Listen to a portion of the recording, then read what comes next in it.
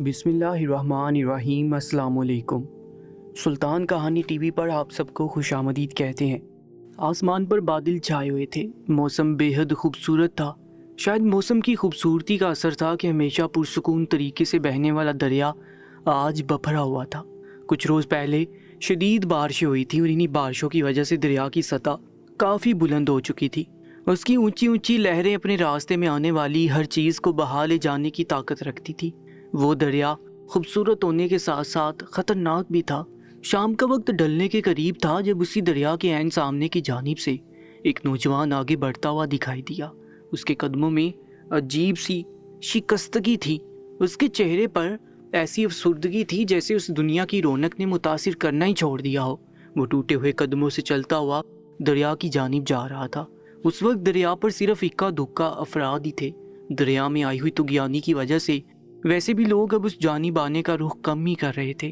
اگر کوئی لوگ آتے بھی تو دریا سے کم فاصلے پر ہی ارد گرد کے ماحول کا لطف اٹھا کر جلد واپس چلے جاتے۔ مگر نہ جانے یہ نوجوان کیسا تھا جو بلا کسی خوف و خطر کے دریا کی جانب بڑھا ہی چلا جا رہا تھا۔ وہ خالی ہاتھ تھا۔ اس کی عمر 20 سال کے قریب تھی۔ چلتے چلتے اس نے اپنے دونوں ہاتھ اٹھائے اور ہاتھوں کی ہتھیلیوں سے اپنی آنکھوں سے بہتے ہوئے آنسو صاف کیے۔ اس کے ارادے ٹھیک نہیں لگ رہے تھے۔ چلتے چلتے وہ عین دریا کے کنارے پر جا پہنچا۔ خاموشی سے دریا کو دیکھتے ہوئے وہ نہ جانے کیا سوچ رہا تھا۔ اس کی آنکھوں میں موت کی سی سختی نمودار ہو چکی تھی۔ تبھی وہ ایک دفعہ پلٹا اور اس نے اپنے پیچھے نظر آتے ہوئے پورے شہر کو دیکھا۔ شہر کی رونق ویسی ہی تھی، اگرچہ یہ دریا شہر کے آبادی سے بے حد فاصلے پر تھا، مگر وہاں سے مڑ کر دیکھنے پر عمارتیں چھوٹے چھوٹے نقطوں کی شکل میں نظر آتی تھیں۔ یہ نوجوان بھی خاموشی سے اس منظر کو دیکھے گیا۔ اس کا دل ٹوٹا ہوا لگ رہا تھا۔ تبھی اچانک وہ پلٹا اور اس نے دریا کی جانب دیکھتے ہوئے اپنی آنکھیں بند کر لیں۔ وہ خود کو دریا کی لہروں کی سپرد کر دینا چاہتا تھا۔ اس نے اپنی آنکھیں بند کی اور ایک ٹھنڈی گہری سانس لی۔ شاید وہ دریا میں کودنے کے لیے اپنی ہمتیں جمع کر رہا تھا۔ دریا کی لہریں ویسے بھی شور مچاتی بہتی جا رہی تھی۔ جس لمحے وہ نوجوان دریا میں چھلانگ لگاتا، اسی لمحے اس کا وجود نظر آنا بند ہو جاتا۔ دریا اس قدر تیزی کے ساتھ بہہ رہا تھا۔ اس نوجوان نے اپنے ہاتھوں کی مٹھیاں بینچی اور اپنی آنکھیں کھول کر ایک نظر اس دریا کو دیکھنا چاہا، جس میں اب اگلے پل وہ اپنے آپ کو ختم کر دینا چاہتا تھا۔ لیکن اسی پل عجیب واقعہ ہوا۔ اس نوجوان کی آنکھوں نے ایک ایسا منظر دیکھا جس نے اس کے ذہن میں طوفان اٹھا کر رکھ دیا۔ لڑکے کو دریا کے اندر دور سے ایک سیاہ رنگ کی چیز بہتی ہوئی اپنی جانب آتی ہوئی نظر آئی تھی۔ لڑکا حیرانی سے اس سیاہ چیز کو دیکھنے لگا۔ اسے لگا جانور کی لاش دریا میں تیر رہی ہے یا پھر کسی درخت کا کٹا ہوا تنا۔ کچھ ہی دیر کے بعد وہ سیاہ چیز بہتی ہوئی لڑکے کے نزدیک آ پہنچی تو وہ لڑکا بری طرح سے چونک اٹھا۔ وہ سیاہ چیز نہ تو کوئی لکڑی کا تنا تھا اور نہ ہی کسی جانور کا لاشا، بلکہ وہ ایک نوجوان لڑکی کی لاش تھی جو پانی کے زور پر بہتی ہوئی اس نوجوان کی طرف چلی آ رہی تھی۔ وہ نوجوان حیرت سے اپنی جگہ پر ساکت رہ گیا، نہ جانے اسے کیا ہوا۔ ساتھ ہی لڑکی کی لاش دریا کی لہروں کے زور سے اس کے پاس سے بہتی ہوئی جانے لگی۔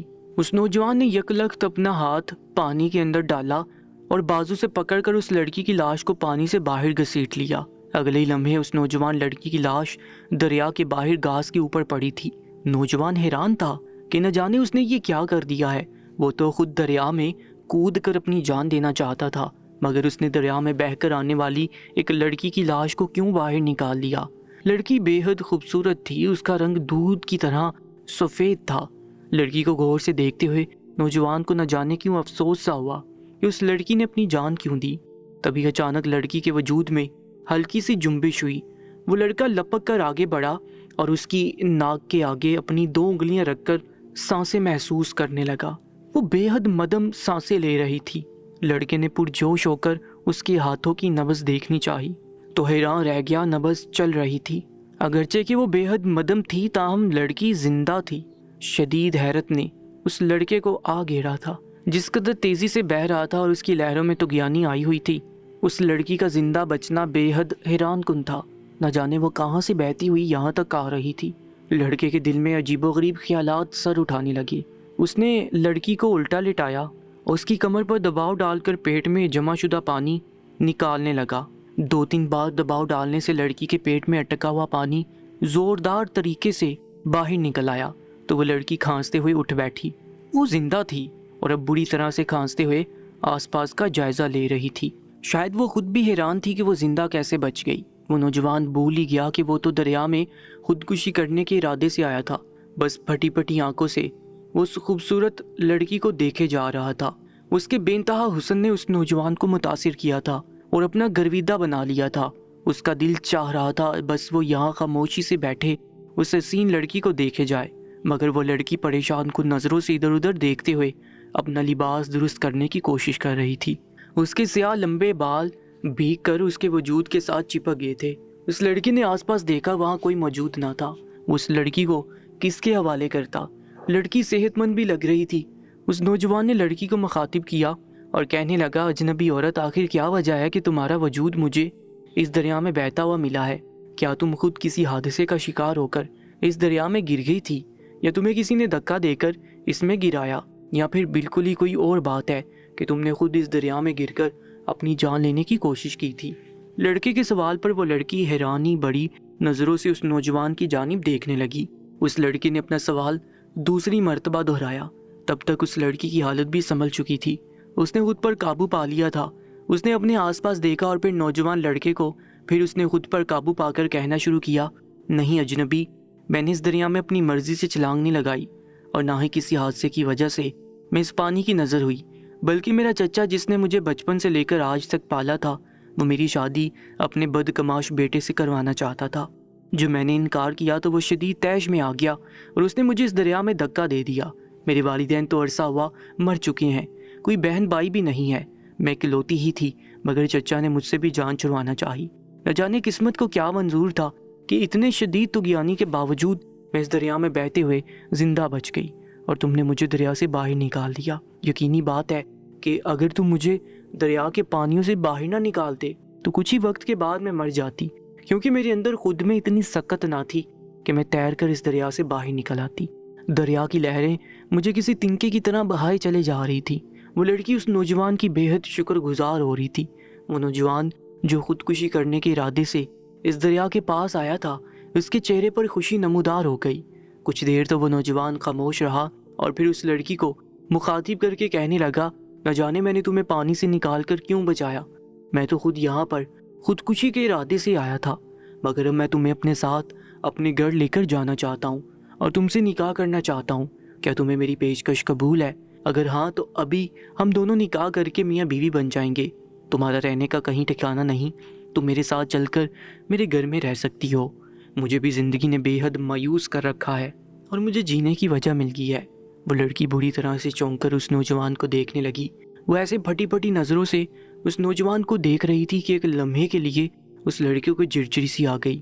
تبھی وہ لڑکی مسکرائی اور کہنے لگی، اس سے اچھی بات اور کیا ہوگی، تم میرے مسیحا ہو، تم نے میری جان بچائی ہے، میں پوری زندگی تمہاری خدمت کرنا چاہتی ہوں، مجھے تمہاری نکاح کی پیشکش قبول ہے اور میں تمہارے ساتھ تمہارے گھر بھی جانے کو تیار ہوں۔ یہ نوجوان خوشی سے بے قابو ہونے لگا تو اس نے اس لڑکی کا ہاتھ پکڑا، اسے اٹھا کر اپنے برابر کھڑا کر لیا۔ وہ خوش تھا کہ اب اسے زندگی کا مقصد مل گیا ہے۔ وہ جو اپنی زندگی سے سخت بیزار تھا اور اپنی جان لینا چاہتا تھا، جس دریا پر کھڑے ہو کر وہ خودکشی کرنا چاہتا تھا، اسی دریا نے اسے زندگی جینے کا ایک سہارا مہیا کر دیا تھا۔ اس لڑکی کی خوشیوں کا کوئی ٹھکانہ نہ تھا۔ آہستہ آہستہ چلتے ہوئے یہ لوگ دریا سے دور جانے لگے۔ وہ لڑکا نہیں جانتا تھا کہ وہ اپنے ساتھ اپنی زندگی کی سب سے بڑی مصیبت لے کر جا رہا ہے۔ گھر پہنچنے سے پہلے ہی اس لڑکی نے مسجد میں جا کر مولوی کے ہاتھوں اپنا اور اس نوجوان لڑکی کا نکاح پڑھا لیا۔ نوجوان خوش تھا، لڑکی بھی بہت مطمئن نظر آ رہی تھی، مگر بربادی اس نوجوان کے تعاقب میں تھی۔ چند دن بالکل خاموشی سے گزر گئے۔ چند روز بعد مصر کی گلیوں میں خوشیوں بڑی آوازیں سنائی دے رہی تھی، کیونکہ آسمان بادلوں سے لدا ہوا تھا اور جلدی موسلا دھار بارش ہونے والی تھی۔ بچے اچھلتے کودتے ہوئے ایک دوسرے کو بارش ہونے کی اطلاع دے رہے تھے۔ اسی دوران مصر کے محل کے دربار میں سلطان بیٹھے ہوئے تھے۔ انہوں نے سفید رنگ کا لباس پہن رکھا تھا اور ان کے چہرے پر ہمیشہ کی طرح رعب اور جلال نظر آ رہا تھا۔ ان کے سامنے دربار میں کئی افراد بیٹھے تھے جو اپنا اپنا مسئلہ لے کر آئے ہوئے تھے۔ سلطان باری باری ان سب کو اپنے پاس بلاتے جا رہے تھے۔ جو فریادی مل سے رخصت ہوتا اس کے چہرے پر اطمینان ہی اطمینان ہوتا۔ فریادی ختم ہونے کے قریب تھی، صرف اکا دکا افراد ہی دربار میں رہ کے تھے۔ جب یہ اچانک دربار کے دروازے پر ایک شور و گل نمودار ہوا۔ سلطان نے اچانک چونک کر دربار کے دروازے کی جانب دیکھا۔ وزیر اور دربار میں موجود دوسرے افراد بھی اسی جانب متوجہ ہو گئے تھے۔ شور کی آوازیں مسلسل بلند ہو رہی تھیں۔ تبھی لوگوں کا ایک ہجوم دربار سے اندر داخل ہوا۔ ان کی حالت دیکھ کر سلطان کو اندازہ ہوا کہ باہر تیز بارش شروع ہو گئی ہے، کیونکہ وہ سب کے سب بھیگے ہوئے تھے۔ ان کے جوتے کیچڑ سے آلودہ تھے اور ان کے سفید لباسوں پر بھی مٹی کے جا بجا نشانات تھے۔ وہ 4 افراد کا گروہ تھا۔ سلطان انہیں دیکھ کر بری طرح سے چونکے۔ ان چاروں نے ایک نوجوان سے لڑکے کو پکڑا ہوا تھا اور اسے گھسیٹتے ہوئے دربار کے اندر لا رہے تھے۔ وہ نوجوان اپنا پورا زور لگا رہا تھا تاکہ خود کو ان لوگوں کی گرفت سے آزاد کروا سکے، مگر وہ چاروں بڑی عمر کے تھے اور موٹے تازے تھے۔ وہ نوجوان دبلا پتلا سا تھا اور ان کے مقابلے میں ایک اکلوتا تھا، اس لیے جیت ان چاروں کی ہو رہی تھی۔ گھسیٹتے ہوئے وہ چاروں افراد اس نوجوان کو عین سلطان کے سامنے لے گئے۔ سلطان حیران تو تھے، لیکن انہیں بے حد ناگواری محسوس ہوئی۔ تبھی انہوں نے ہاتھ بڑھا کر ان چاروں افراد کو مزید دنگا فساد کرنے سے روکا۔ چھوڑ دو اسے، یہ جو کوئی بھی ہے اور اس نے کیا جرم کیا ہے، اور تم لوگ اسے پکڑ کر گھسیٹتے ہوئے میرے پاس لے کر آ رہے ہو۔ کسی انسان کے ساتھ اس طرح کا سلوک روا نہیں رکھنا چاہیے۔ سلطان بات کرتے جا رہے تھے اور غور سے ان چاروں افراد کا جائزہ لے رہے تھے۔ ان کے چہروں پر ایسے بے چینی پھیل رہی تھی جیسے وہ سلطان کو کچھ بتانا چاہ رہے ہوں۔ سلطان نے اپنی بات ختم کر دی اور ان میں سے ایک نسبتاً سمجھدار دکھنے والے آدمی کو اشارہ کیا۔ تم بتاؤ، تم لوگ اس شخص کو لے کر میرے پاس کیوں آئے ہو؟ سلطان کی بات پر وہ شخص اچانک پھول کر کپا ہو گیا۔ اس نے فخری انداز میں اپنے تینوں ساتھیوں کی جانب دیکھا کہ سلطان نے اسے سمجھدار جان کر بات کرنے کے لیے مخاطب کیا ہے۔ پھر اس نے سلطان کو دیکھا اور کہنے لگا، کیا بتاؤں سلطان، یہ آج کل کی نسل نے تو زندگی اور موت کو مذاق سمجھ کے رکھ لیا ہے۔ یہ جس نوجوان کو ہم پکڑ کر آپ کے پاس لائے ہیں، یہ بھی ایسا ہی ایک نوجوان ہے جس کے نزدیک خدا کی دی ہوئی نعمت کا کوئی فائدہ نہیں، بلکہ یہ اس نعمت سے جان چھڑانا چاہتا ہے۔ اس نوجوان کو آج ہم سب نے دریا کے کنارے سے پکڑا ہے۔ میں اور میرے یہ ساتھی دریا میں مچھلی پکڑنے کی غرض سے آج وہاں پہنچے تھے، مگر دریا میں اس قدر طغیانی تھی کہ ہمیں اپنا مچھلی پکڑنے کے خیال ترک کرنا پڑا۔ ہم سب لوگ واپسی کا ارادہ کر ہی رہے تھے، تبھی ہمیں یہ نوجوان نظر آیا۔ یہ اپنے خیالوں میں کھویا دریا کی جانب بڑھا چلا جا رہا تھا، تو ہم نے سمجھا شاید یہ دریا کے پانی کا لطف اٹھانا چاہتا ہے، مگر جب ہم نے اس کی حالت دیکھی تو ہمیں ذرا شک ہوا۔ یہ خود فراموشی کے سے عالم میں دریا کے عین کنارے پر جا پہنچا تھا۔ تبھی اس نے اپنی آنکھیں بند کی اور دریا میں چھلانگ لگانے کے لیے خود کو تیار کرنے لگا۔ جب ہمیں محسوس ہوا کہ یہ لڑکا خودکشی کرنے والا ہے تو ہم چاروں لپک کر اس کی جانب بڑھے اور اسے زبردستی پکڑ لیا۔ یہ دریا کے کنارے سے زور آزمائی کرتا ہوا آ رہا تھا کہ کسی طرح ہم اسے چھوڑیں اور یہ دوبارہ سے جا کر دریا میں چھلانگ لگا دے۔ اب آپ یہ بتائیں، اس عمر میں خودکشی کرنا کہاں کی عقل مندی ہے؟ اور ویسے بھی خودکشی حرام ہے۔ اس نوجوان نسل کا تو اللہ ہی حافظ ہے۔ اس شخص نے ملامتی نظروں سے نوجوان کو دیکھتے ہوئے اپنی بات مکمل کر لی۔ سلطان فکر مند سے ہو گئے۔ انہوں نے اس شخص کو مخاطب کیا اور بولے، اس نوجوان کے ساتھ ساتھ ہم سب کا بھی صرف اللہ ہی حافظ ہے اور ہمیں دنیا کی کوئی طاقت نہیں بچا سکتی، مگر آخر یہ ایسا کیوں کر رہا تھا؟ سلطان نے اس نوجوان کی جانب دیکھا۔ وہ کھوئی کھوئی نظروں سے سلطان کو دیکھ رہا تھا۔ اس کی آنکھوں میں ایسا خالی پن تھا کہ سلطان کو وحشت سی ہوئی۔ سلطان نے بہتر یہی سمجھا کہ اس سے تنہائی میں بات کی جائے۔ سلطان نے ان چاروں افراد جو اس لڑکے کو پکڑ کر لائے تھے ان کا شکریہ ادا کیا اور انہیں واپس بھیج دیا۔ وہ چاروں اپنے کپڑے جھاڑتے ہوئے خوشی خوشی محل سے باہر چلے گئے۔ پیچھے دربار میں سلطان کے پاس وہ نوجوان اکیلا رہ گیا۔ وہ ابھی تک زمین پر اسی حالت میں پڑا تھا جس میں اسے لانے والے افراد نے پھینکا تھا۔ سلطان نے اسے مخاطب کیا اور بولے، اٹھو نوجوان، سیدھے ہو کر بیٹھو۔ مجھے بتاؤ کہ آخر تم اپنی زندگی سے اس قدر بیزار کیوں ہو کہ تم خدا کی دی ہوئی اس بے مثال نعمت کو یوں ضائع کرنا چاہتے ہو؟ آخر خودکشی کا خیال تمہارے ذہن میں کیوں آیا؟ سلطان کے سوال پر اس شخص نے نظریں اٹھا کر سلطان کو دیکھا۔ اچانک ہی اس نوجوان کی آنکھوں میں پانی بڑھنے لگا۔ یہ وہی نوجوان تھا جو اس لڑکی کو دریا کے کنارے سے لے کر اپنے گھر گیا تھا، مگر آج وہ پھر سے خود کسی کے ارادے سے دریا پر کیوں گیا تھا؟ وہ تو اس لڑکی سے شادی کرنے کے بعد بے حد خوش تھا۔ سلطان یہ بات نہیں جانتے تھے۔ اس لڑکے نے گہری سانس لی اور کہنے لگا، اے سلطان، یہ واقعہ آج کا نہیں، لمبا عرصہ گزر چکا ہے۔ تب سے میں اپنی زندگی سے بیزار ہو چکا ہوں۔ میرے والدین میرے بچپن میں انتقال کر گئے۔ میں نے دوسروں کے ٹکڑوں پر پلتے ہوئے زندگی گزاری ہے۔ جب میں ان لوگوں کے گھروں میں ان کے والدین اور بہن بھائی دیکھتا تو میرا دل جل اٹھتا۔ میں ہمیشہ سے ایک ایسا گھرانہ چاہتا تھا جس میں ماں باپ اور بچے ایک ساتھ رہیں، مگر میری یہ خواہش بھلا کیسے پوری ہو سکتی تھی؟ جوان ہوا تو مزدوری کرنے لگا، مگر 2 وقت کی روٹی کمانا مشکل ہو گیا تھا، کیونکہ ناقص نشوونما کی وجہ سے میرے اندر اتنی طاقت ہی نہ تھی کہ میں کوئی بڑا کام کر سکتا۔ زندگی بھر لوگوں کی دھتکار سن کر میں اب تنگ آ چکا تھا اور میں ایک اچھی زندگی گزارنا چاہتا تھا، مگر میں نے جس لڑکی کو شادی کے لیے پسند کیا اور پیغام بھیجا، اس کے والد نے انکار کر دیا۔ وہ کسی کنگلے اور اکیلے انسان کے ساتھ اپنی بیٹی کا بیاہ نہیں کر سکتے تھے۔ میں نے خود کو مصروف کرنے کی کوشش کی، مگر مجھے زندگی میں کوئی دلچسپی محسوس نہیں ہوتی۔ میری مایوسی بڑھتی جا رہی تھی۔ آخرکار میں نے خود کو ختم کرنے کا فیصلہ کیا۔ میں اس فیصلے پر عمل کر گزرتا اور شاید اسی روز میری مشکلات کا خاتمہ ہو جاتا، مگر نہ جانے کیوں اس روز میں ایک دھوکے کا شکار ہو گیا۔ مجھے لگا شاید میں خوش رہوں گا، مگر وہ میری زندگی کی سب سے بڑی غلطی تھی۔ اتنا کہتے اس نوجوان نے پشیمانی سے اپنا سر جھکا لیا۔ سلطان چونک گئے، آخر یہ نوجوان کس دھوکے کی بات کر رہا تھا؟ سلطان نے اسے بار بار پوچھا تو اس نوجوان نے پھر سے بات کرنے کی ہمت جمع کی۔ کہنے لگا، اے سلطان، پچھلی بار جب میں دریا پر خودکشی کے ارادے سے گیا تو وہاں پر ایک لڑکی کی لاش بہہ کر آ رہی تھی۔ میں نے اس لاش کو باہر نکالا، مگر وہ زندہ تھی۔ میں نے ان سے نکاح کی پیشکش کی تو اس نے قبول کر لی۔ ہم نے ایک دوسرے سے شادی کر لی اور میں اسے اپنے گھر لے گیا۔ کچھ دن تو بے حد خوشی سے گزرے، مگر نہ جانے کیوں مجھے اپنی بیوی کی حرکتیں عجیب لگتی ہیں۔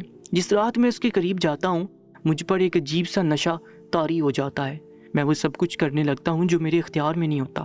میری بیوی مجھ سے کہتی ہے کہ مجھے خودکشی کر لینی چاہیے کیونکہ زندگی میں میرے لیے کچھ نہیں رکھا۔ نہ جانے مجھے کیا ہو جاتا ہے کہ میں کسی سحر زیادہ انسان کی طرح چلتا ہوا دریا کی جانب جانے لگتا ہوں۔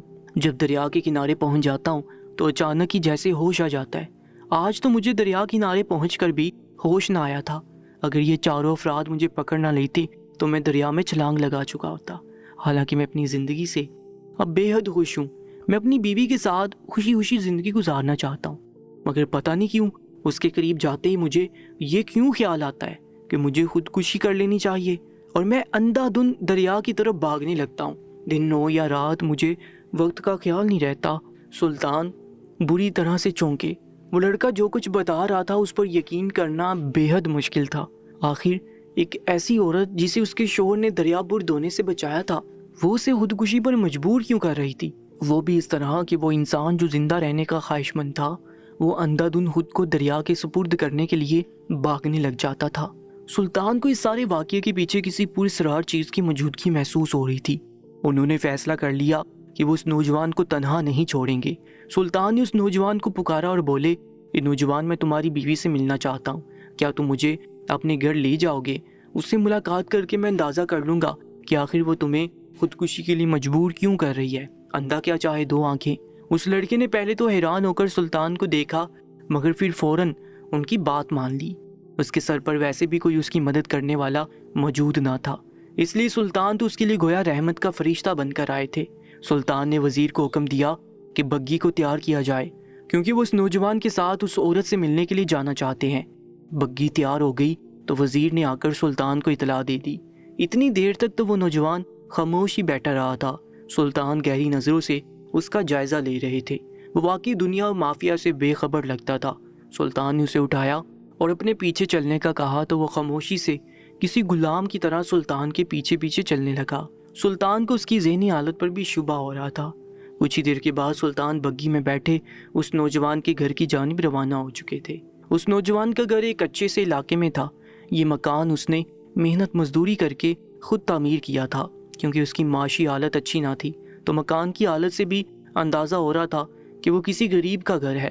ٹوٹا پھوٹا دروازہ تھا اور دیواریں بھی کافی خستہ حال تھیں۔ وہ مکان موسم کی سختی کو برداشت کرنے کے لائق بالکل نہ تھا۔ سلطان نے اس نوجوان کو اشارہ کیا تو وہ آگے بڑھا اور اس نے اپنا دروازہ کھٹکھٹایا۔ تھوڑی دیر کے بعد کھٹاک کی آواز کے ساتھ دروازہ کھل گیا۔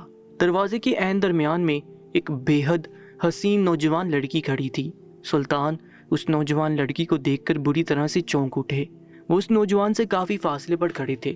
ان کا ارادہ تھا کہ جب یہ نوجوان انہیں اندر آنے کا اشارہ کرے گا تو وہ تب بھی اس کے پیچھے اندر داخل ہوگی۔ لیکن اس لڑکی کو دیکھتے ہی سلطان کے قدم زمین میں جیسے دھنس چکے تھے، وہ ایک قدم بھی آگے نہ بڑھ سکتے تھے۔ انہوں نے فوراً سے اپنے سر پر لپٹے ہوئے امامے سے اپنے چہرے کو نقاب سے ڈھانپ لیا، اس سے پہلے کہ نوجوان حسینہ سلطان کو دیکھتی سلطان لپک کر ایک قریبی دیوار کی اوٹ میں ہو گئے۔ سلطان جہاں کھڑے تھے وہاں سے اس نوجوان کے گھر کے کھلے ہوئے دروازے کا منظر صاف نظر آتا۔ نوجوان سر جھکائے ہوئے کسی مجرم کی طرح کھڑا تھا، اس کی بیوی دروازہ کھولے اسے گھور رہی تھی۔ اس کے چہرے پر ایک رنگ جا رہا تھا اور ایک رنگ آ رہا تھا، شاید وہ اپنے شوہر کو سخت سنانے کا ارادہ رکھتی تھی۔ تبھی سلطان کے کانوں میں اس لڑکی کی آواز پڑی، وہ اپنے شوہر سے پوچھ رہی تھی، میرے غلام تم نے آج پھر وہ کام سر انجام نہیں دیا جس کے لیے میں نے تمہیں تیار کیا تھا؟ کیا تم میری قربت کے خواہاں نہیں ہو؟ کیا تم میرے ساتھ ایک اچھا وقت نہیں گزارنا چاہتے؟ کیا تم جنت کے طلبگار نہیں ہو؟ لگتا تو یوں ہی ہے کہ تم ساری زندگی اسی جہنم میں گزار دینا چاہتے ہو۔ تم سے ایک معمولی سا امتحان بھی نہیں دیا جاتا۔ خود کو قربان کرنے کی ہمت نہ تمہارے اندر کل تھی اور نہ آج ہے۔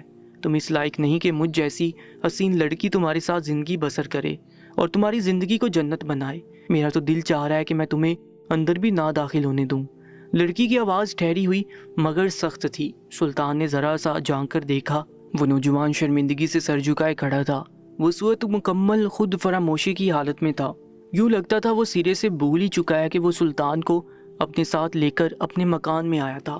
سلطان کے دیکھتی دیکھتی اس نوجوان نے اپنے دونوں ہاتھ اٹھائے اور اپنی بیوی کے سامنے باندھ دیے، اور پھر جب وہ بولا تو سلطان کو ایسے لگا جیسے اس کی آواز کسی کنویں کی تہہ میں سے آ رہی ہو، اور بالکل غیر حاضر ہو کر بول رہا تھا، میری ملکہ مجھے معاف کر دیجئے، میں آپ کی دی ہوئی آزمائش پر پورا نہیں اتر پایا، مگر میں جلدی کوشش کروں گا کہ جو حکم آپ مجھے دیں میں اسے پورا کر دوں۔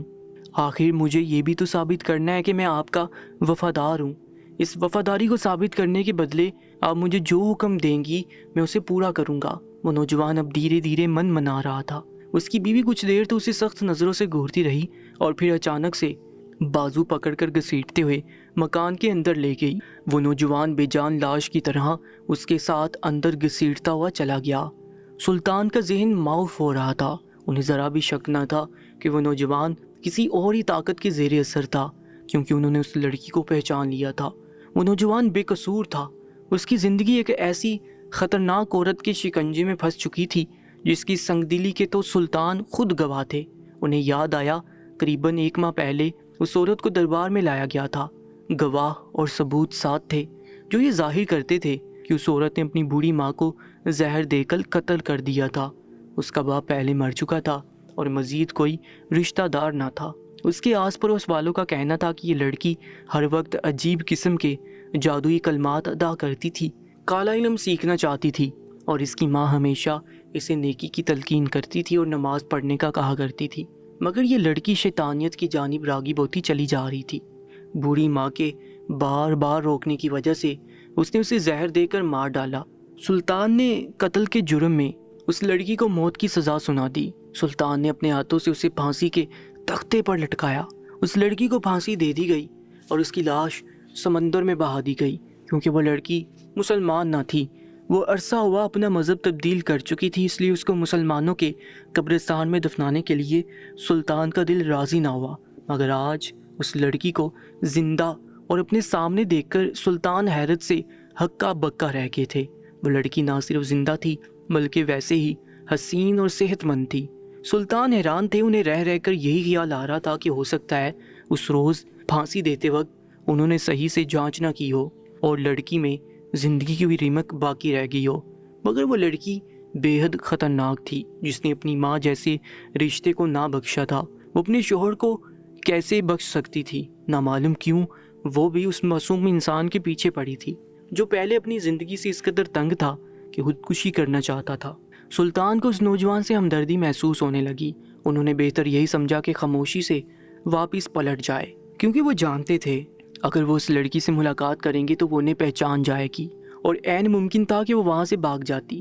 مگر سلطان اب اس راز پر سے پردہ اٹھانا چاہتے تھے کہ آخر وہ لڑکی زندہ کیسے بچ گئی، اور اب وہ ایک نوجوان کو خودکشی پر مجبور کیوں کر رہی تھی۔ سلطان خاموشی سے واپس محل آئے، مگر آتے ساتھ انہوں نے ایک بے حد اہم کام کیا۔ انہوں نے وزیر کو اپنے پاس بلایا، اور جیسے وہ سلطان کے سامنے ہاتھ باندھ کر کھڑا ہوا، سلطان نے اسے حکم دیا، اے وزیر، کیا تمہیں وہ نوجوان یاد ہے جسے آج صبح 4 لوگ گھسیٹتے ہوئے لے کر آئے تھے، یہ کہتے ہوئے کہ وہ دریا میں کود کر خودکشی کرنے والا تھا؟ وزیر نے ہاں میں سر ہلا دیا۔ جی ہاں اے سلطان، مجھے وہ نوجوان اچھی طرح سے یاد ہے۔ آخر اس بدقسمت نوجوان کا کیا ہوا؟ آپ اسے لے کر اس کا مسئلہ حل کرنے کے لیے اس کے گھر کی جانب گئے تھے؟ وزیر کے سوال پر سلطان نے ایک ٹھنڈی سانس بھری اور وزیر کو دیکھ کر کہنے لگے، میں اس کا مسئلہ حل نہیں کر پایا کیونکہ اس کے گھر میں نے ایک بے حد عجیب منظر دیکھا ہے۔ میں تمہیں اس کے متعلق ضرور بتاؤں گا، اگر اس سے پہلے تم میرا ایک کام کرو، چند سپاہیوں کو اس دریا کے آس پاس تعینات کر دو کہ جب بھی کبھی وہ نوجوان دریا کے پاس خودکشی کرنے کے لیے پہنچے تو اسے خودکشی نہ کرنے دے بلکہ زبردستی پکڑ کر محل میں لے آئے۔ وہ نوجوان اپنے ہوش و حواس میں نہیں ہوتا، نہ جانے کس چیز کے زیر اثر وہ اپنی جان لینے کی کوشش کرتا ہے۔ میں اس بات کا پتہ لگا کر رہوں گا۔ سلطان نے وزیر کو اچھے طریقے سے بات سمجھا دی تو سر ہلاتے ہوئے پلٹ گیا۔ جلدی آ کر اس نے سلطان کو بتایا کہ اس نے چند پھرتیلے سپاہیوں کو دریا کے اوپر پہرا دینے پر متعین کر دیا ہے۔ رات گہری ہونے والی تھی مگر سلطان کو کسی پل قرار نہ آ رہا تھا۔ وہ بےتابی سے ادھر ادھر ٹہل رہے تھے۔ مردہ لڑکی اچانک زندہ کیسے ہو گئی تھی اور وہ اپنے اچھے خاصے عقل مند شوہر کو مرنے پر کیوں مجبور کر رہی تھی؟ یہ وہ سوال تھے جس کا جواب جاننے کے لیے سلطان بے حد بے قرار تھے۔ آخرکار سلطان نے فیصلہ کر لیا کہ وہ چین سے نہیں بیٹھیں گے اور جان کر رہیں گے کہ آخر یہ کیا معاملہ ہے۔ سلطان بےتابی سے رات گہری ہونے کا انتظار کرنے لگے۔ انہوں نے عشاء کی نماز ادا کی اور دیگر ذکر و اذکار کیے۔ جب انہوں نے اپنا جبہ پہنا اور اپنا بیس تبدیل کیا تو رات کا دوسرا پہر شروع ہونے والا تھا۔ گہری رات چاروں جانب اپنے پر پھیلا چکی تھی۔ مصر کے مکین اپنے اپنے گھروں میں سکون سے سو رہے تھے۔ سلطان خاموشی سے محل سے باہر نکل آئے۔ ان کا رخ اسی نوجوان کے گھر کی جانب تھا۔ وہ جانتے تھے کہ رات بہت سے رازوں کو افشا کر دیتی ہے۔ اگر تو ان کی قسمت اچھی ہوئی تو وہ آج کوئی نہ کوئی اشارہ پا لینے میں کامیاب ضرور ہو جائیں گے۔ کچھ دیر کے بعد وہ نوجوان کے گھر کے سامنے کھڑے تھے۔ گھر کے اندر سے کوئی آہٹ نہیں آ رہی تھی، بالکل خاموشی تھی۔ سلطان کو ذرا سی مایوسی ہوئی، شاید انہوں نے دیر کر دی تھی۔ پھر انہوں نے قریبی پڑا ہوا پتھر اٹھایا اور مکان کے اندرونی سمت میں اچھال دیا۔ رات کے سناٹے میں پتھر کے صحن میں گرنے کی زوردار آواز آئی اور اندر ایسے کھڑکھڑاہٹ ہونے لگی جیسے کوئی نیند سے جاگ گیا ہے۔ کچھ ہی دیر کے بعد دروازہ کھلا اور کسی نے جانگ کر باہر دیکھا۔ سلطان نے خود کو ایک درخت کی اوٹ میں چھپا رکھا تھا۔ دروازہ کھولنے والی عورت وہی نوجوان حسینہ تھی مگر باہر کوئی نہ تھا۔ پھر وہ اچانک پلٹی اور دروازہ بند کر کے اندر چلی گئی۔ سلطان چاند کی روشنی میں دیکھ رہے تھے کہ اس کی آنکھیں گہرے نیند کے خمار میں تھیں۔ شاید وہ نیند سے اٹھ کر دروازہ کھولنے آئی تھی۔ ابھی تک تو سلطان کو اپنی چال کامیاب ہوتی ہوئی نظر نہ آ رہی تھی مگر تبھی وہ چونک گئے۔ دروازہ ایک مرتبہ پھر کھلا تھا۔ اس بار بھی کھلے دروازے سے جس انسان نے باہر قدم رکھا وہ وہی لڑکی تھی۔ اس نے چادر سے اپنے آپ کو ڈھانپ رکھا تھا۔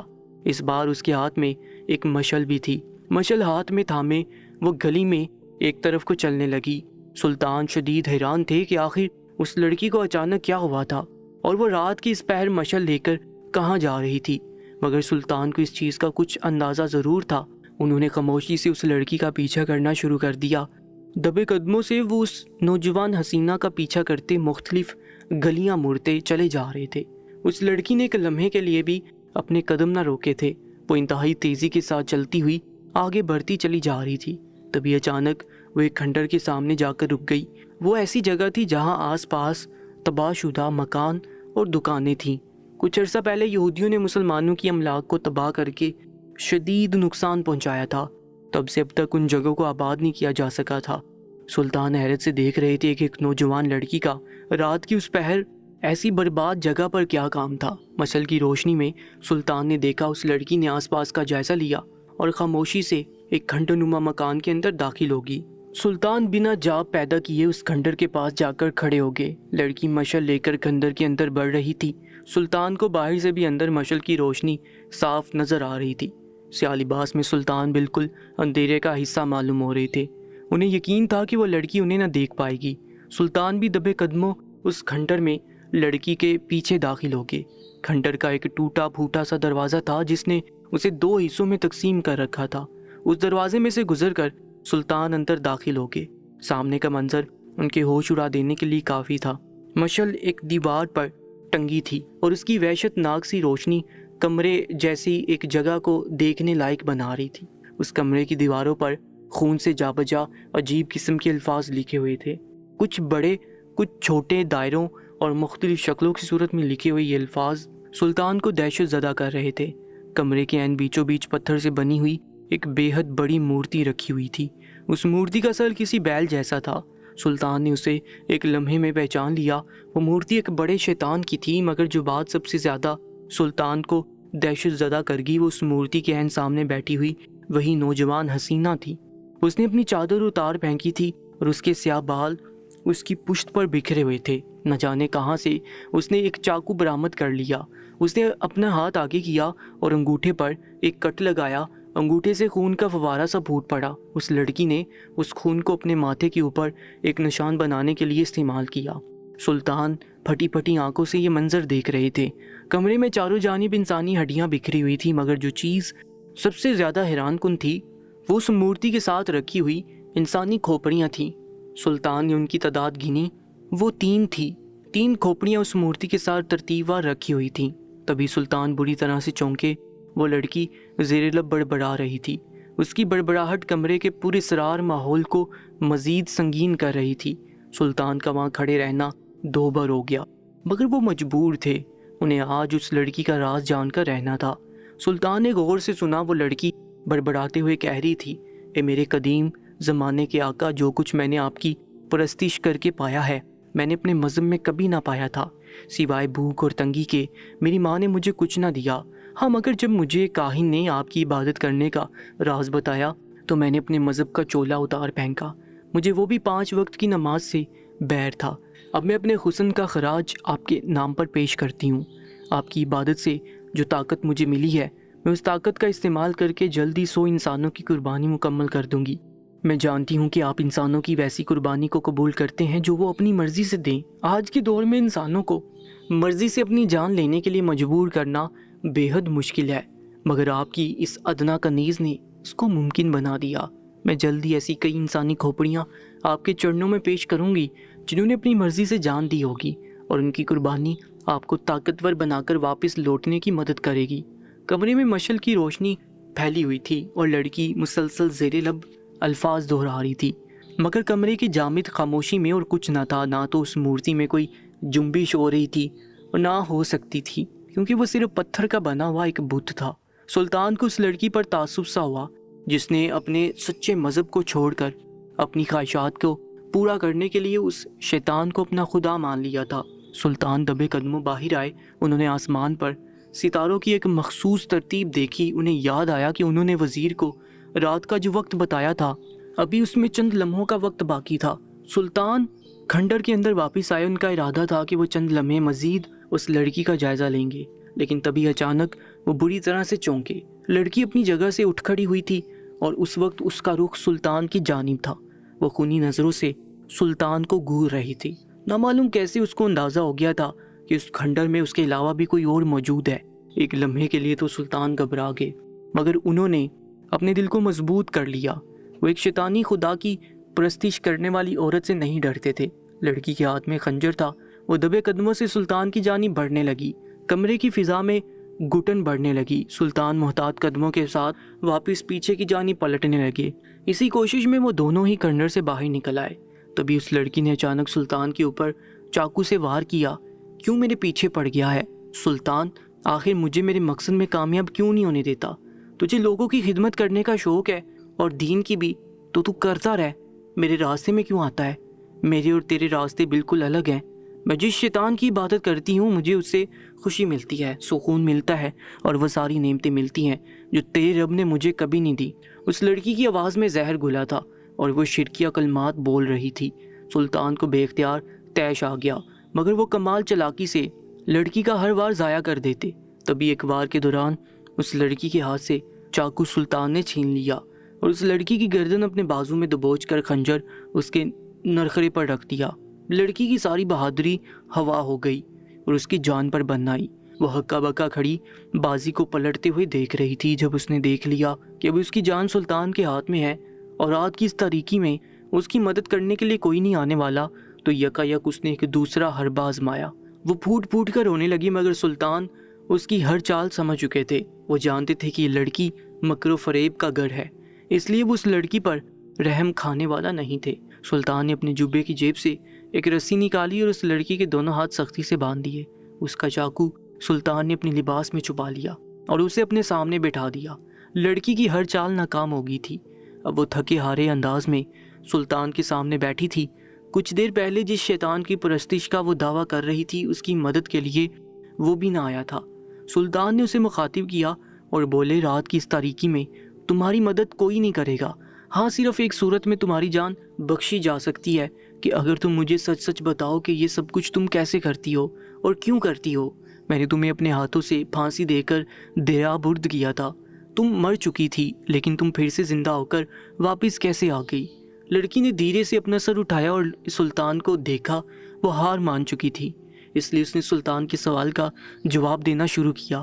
آپ نے مجھے پھانسی دی، دریا برد کیا، مگر میری خوش قسمتی تھی کہ میری گردن کی ہڈی ٹوٹنے سے بچ گئی۔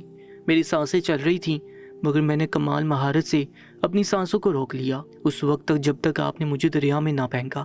میں عرصہ دراز سے شیطانی کلمات اور جادوئی کلمات سیکھنے کی کوشش کر رہی تھی۔ میں ایک جادو سیکھنے میں کامیاب ہو چکی تھی جس کے تحت میں اپنا سانس کئی گھنٹے تک روک سکتی تھی۔ اس دن بھی میں نے یہی کیا۔ جب آپ کے سپاہی مجھے دریا میں پھینکنے کے بعد واپس چلے گئے تو میں دریا میں بہتے ہوئے کنارے تک جا پہنچی۔ تبھی مجھے کسی نے دریا میں سے کھینچ کر باہر نکال لیا۔ اتنا کہہ کر وہ خاموش ہو گئی۔ اس نے اپنا سر جھکا لیا۔